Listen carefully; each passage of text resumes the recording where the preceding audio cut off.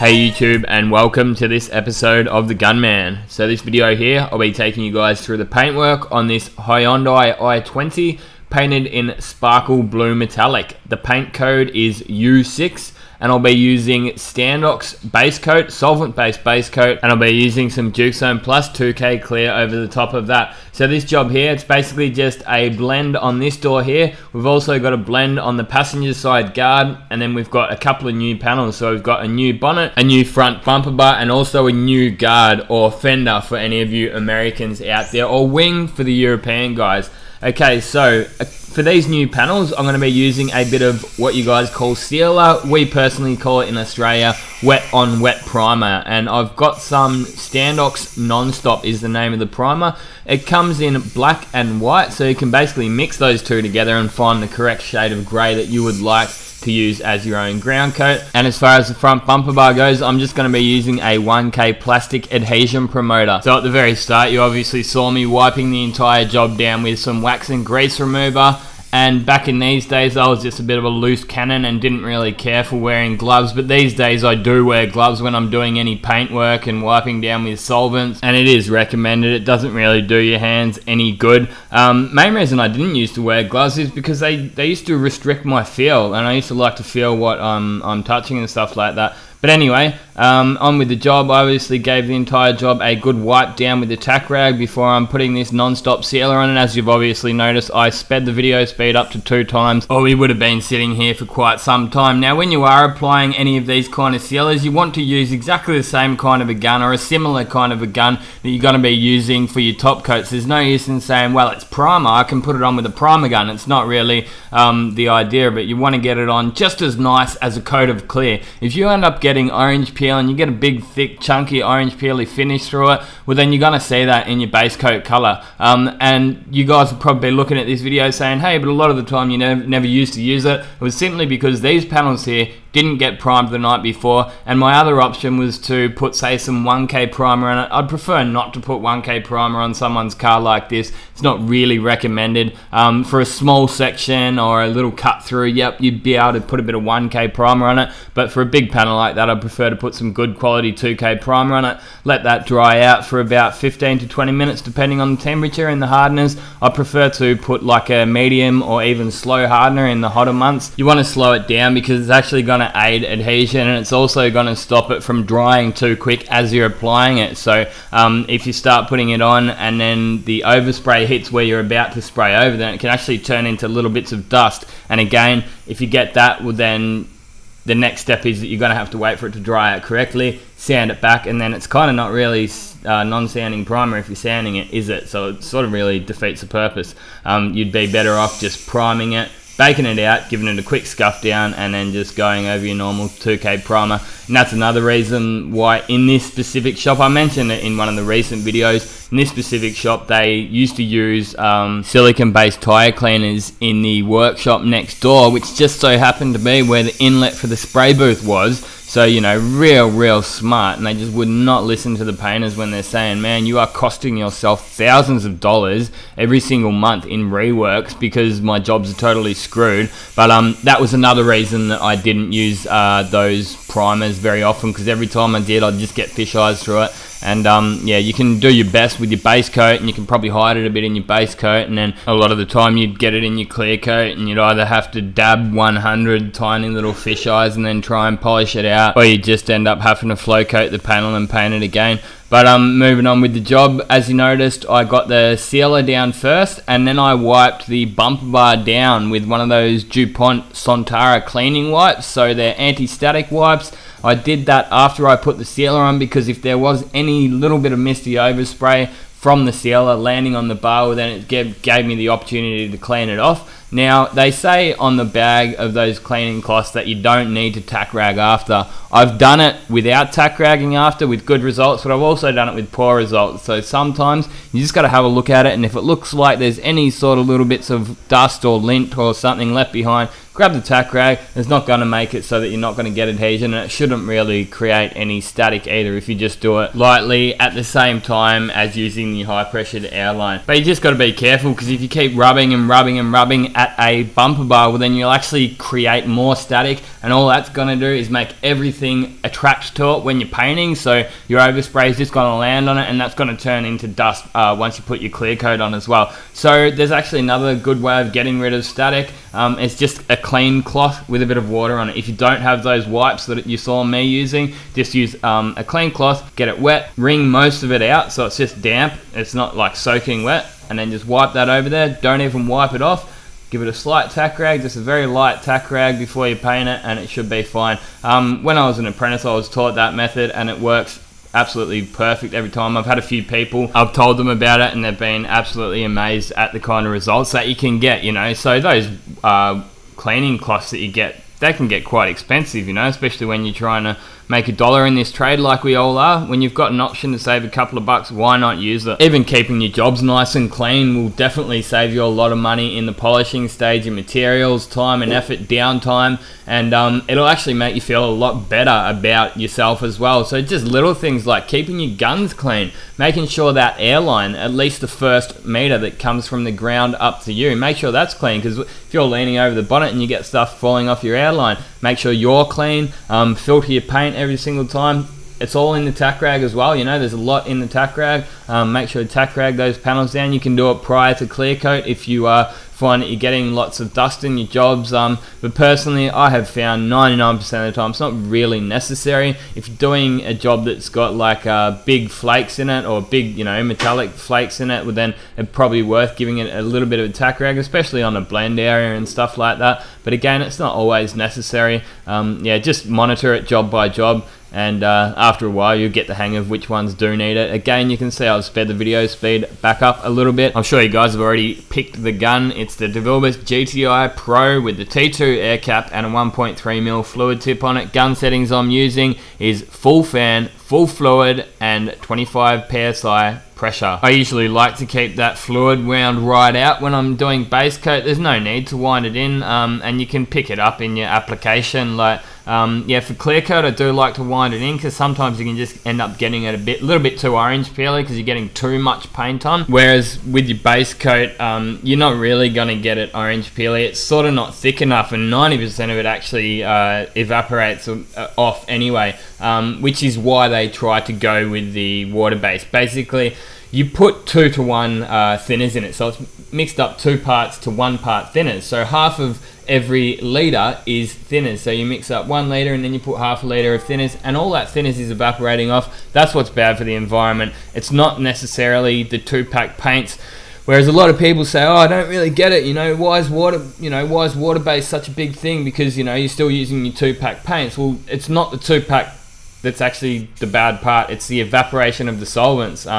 So basically with the medium solids clear, there's a lot more thinners in there, there's a lot more solvent in there to evaporate off, and when you go to your high solids and your VOCs, it's a lot thicker. And basically the way that your 2-pack dries is through the chemical reaction of the hardener in the clear coat. So it's not at all, you're not having those emissions basically, like the thinners isn't evaporating out, it's actually happening inside the paint, and it's with the hardener. So yeah, I could actually make another whole video on HVLP spray guns, VOCs, high solid clears, and basically the main difference in between your medium solids, your high solids, and your low VOCs is the amount of thinners. Basically, that's like, yeah, to put it in layman's terms, it's the amount of solvent in there, it's the amount of thinners. So yeah, your VOCs, your low VOCs has got really stuff all, so they're really thick. Your high solids is quite thick as well, but just not quite as thick as the low VOCs, and your medium solids actually quite thin, so they've got a lot more thinners in there.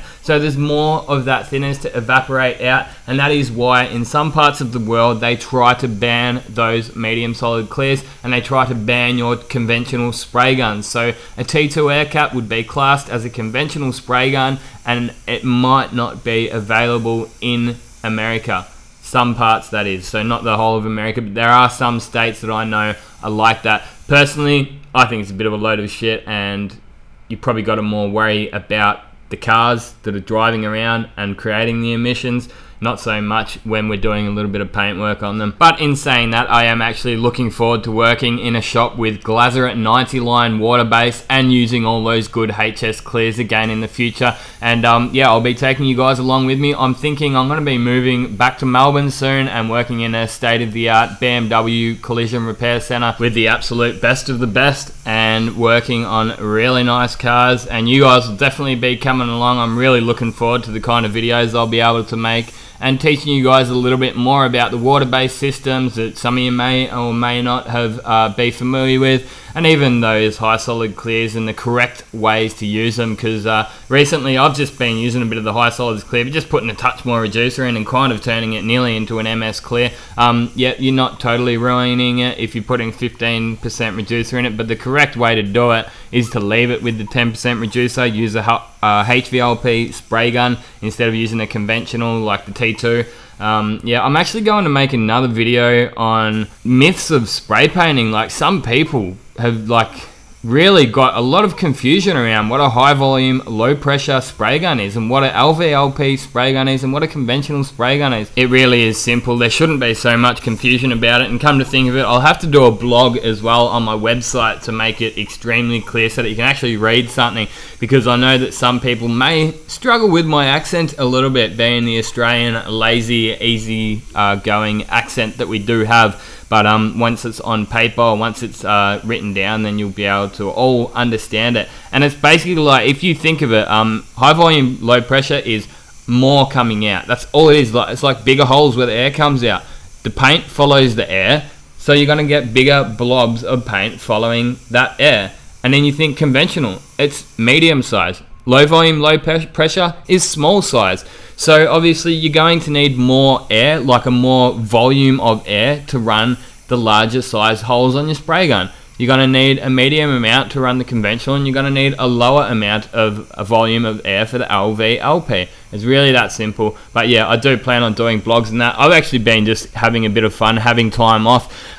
Technically, not really time off, because I've been spending it like a job working on my YouTube channel, making cool videos for you guys. Hopefully you guys have been enjoying them. Spending loads and loads of time on my website. I'm actually looking at getting some t-shirts made up, and also some pens and, I don't know, some cool little things, stickers. That's what I'm going to go out and see if I can find today. But in Thailand at the moment, they seem to take one look at you, say, oh, he's a Falang or he's a foreigner. We'll just double the price for him because he's got white skin. And I'm like, man, I'll pay cheaper than that in Australia for some of the stuff that they try and rip you off with over here. So it's not really fair, it's not really right. But hey, you gotta just be one step ahead of them and not be, yeah, don't just jump at the first price, because once you actually figure that exchange rate out, you might not always be best off. Oh, perfect example. I went to go down to this gym. Yeah, it looked like a nice gym. They wanted 5,000 baht, which is $200 for 2 people per month. I'm like, man, I'll pay less for that in Australia. In a clean gym, you know, you get 24 hours access with a key card. It's got security surveillance. So it's like, man, what the hell do you think this is? You know, like, this is Thailand. Why is it so expensive? But anyway, I'm not too fussed. I'm just living it up and loving it over here at the moment. And yeah, really just focusing on making some good videos. And I've been answering a hell of a lot of questions, so don't be shy to ask a few questions. But hey, if I don't get back to you, it's not because I don't want to, it's because I just simply don't have the time. But yeah, fire them all away. If I get some good questions, if they're longer ones, I'll copy and paste them, put them into my Q&A video that I may or may not make.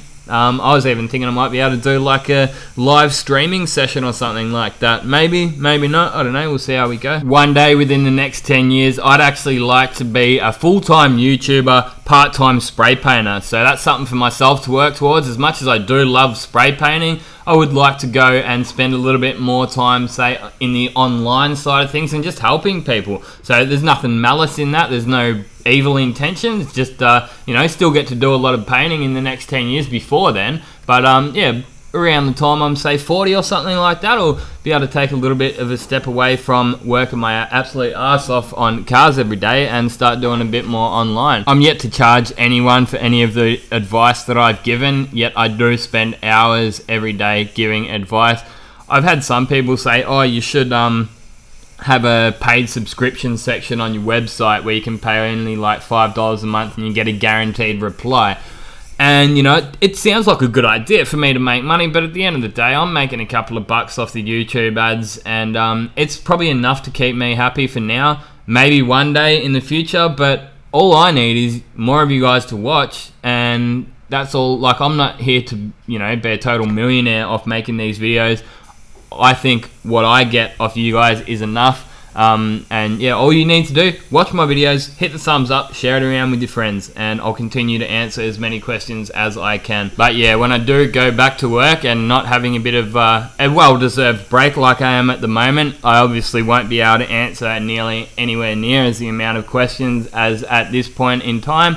But yeah, like, there's enough goes into making 2 videos a week. Like, oh, easily, every video, easily 5 hours worth of work plus, you know, that's just for one video. And then you've got to create a website for it as well, because create a page and a post, and then do your tags and all this kind of stuff. So it's really, it's not like, there's a lot more goes into the video making than a lot of people might think. You might just look at it and think, oh yeah, that's just, he's just recorded it and he's put a bit together and talked over the top. And I tell you what, this narration can be a damn pain in the ass sometimes. Like, I was thinking the other day I could do like some Gunman raw footage of just my GoPro sitting in the corner and actually recording me doing the narration, so you guys actually get to see how much of a pain in the ass it can be. Because, you know, sometimes I'll say things and I'll be like, oh, I'm not happy with that, and I'll cut it and re-record it and cut it and delete it. And yeah, because I really do take a lot of pride in these jobs and these videos, that I want them to be as good as possible.